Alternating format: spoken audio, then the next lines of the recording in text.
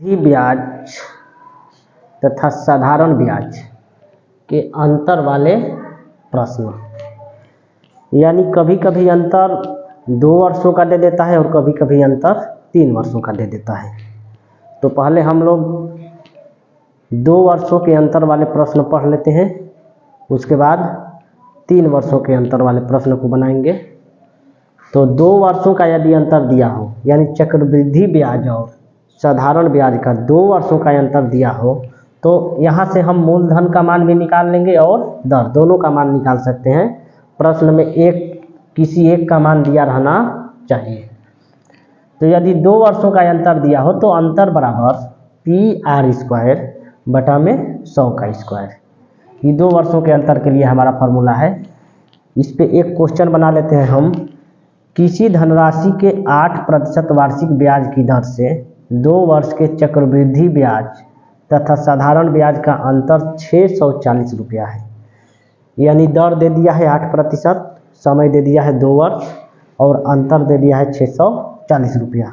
तो 2 वर्षों का अंतर दिया है, तो 2 वर्ष वाला फॉर्मूला हमारा है यहाँ पे अंतर बराबर PR² बटा में 100 का स्क्वायर। अंतर दे दिया 640, P का मान निकालना है, R के जगह पे लिखेंगे 8 गुणा में 8। 100 का स्क्वायर है तो 2 बार गुणा कर देते हैं 100 का, यानी 100 गुणा में 100, 8 64 से 64 कट गया। यानी यहाँ से यदि हम P का मान निकालेंगे तो ये 10 पहले से है, 1 2 3 4 0 यहाँ बैठा देंगे, तो यही हमारा हो जाएगा मूलधन। हम लोग चक्रवृद्धि ब्याज और साधारण ब्याज के 2 वर्षों के अंतर वाले प्रश्न बनाए थे, और इस प्रश्न में हम लोग चक्रवृद्धि ब्याज और साधारण ब्याज के 3 वर्षों का अंतर वाले प्रश्न को बनाएंगे। तो यदि चक्रवृद्धि ब्याज और साधारण ब्याज के 3 वर्षों का अंतर दिया हो, तो 3 वर्षों के अंतर का फॉर्मूला है हमारा PR² इंटू में 300 प्लस R बटा में 100 के पावर 3। प्रश्न है हमारा कि किसी धनराशि का 5% वार्षिक ब्याज की दर से 3 वर्ष के चक्रवृद्धि ब्याज और साधारण ब्याज का अंतर 122 रुपया है, तो मूलधन ज्ञात करें। ठीक है, तो हम यहाँ पे हल करते हैं। 3 वर्षों का अंतर दिया है तो 3 वर्षों वाले अंतर वाले फॉर्मूले का प्रयोग करेंगे। तो अंतर बराबर PR² इंटू में 300 प्लस R बटा में 100 के पावर 3।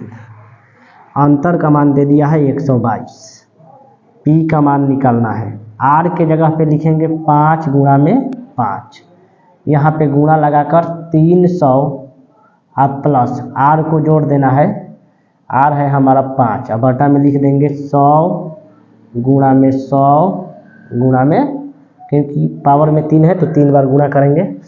5 पचे 25, 25 चौके 100। एक बार और नीचे हल करते हैं तो 122 बराबर P गुणा में 305 बटा में 4 गुणा में 100 गुणा 100। कटा देते हैं 5 से तो 61 बार में कट जाएगा, 5 से कटाते हैं तो 20 बार में कट जाएगा, 61 से यदि इसको कटाते हैं तो 2 बार में कट जाएगा।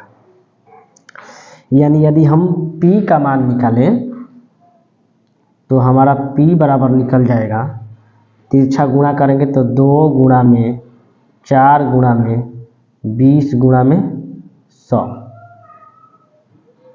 यानी 2 चौके 8, 8 दूना के 16, 16 पर 3 0 यानी 16,000 रुपया।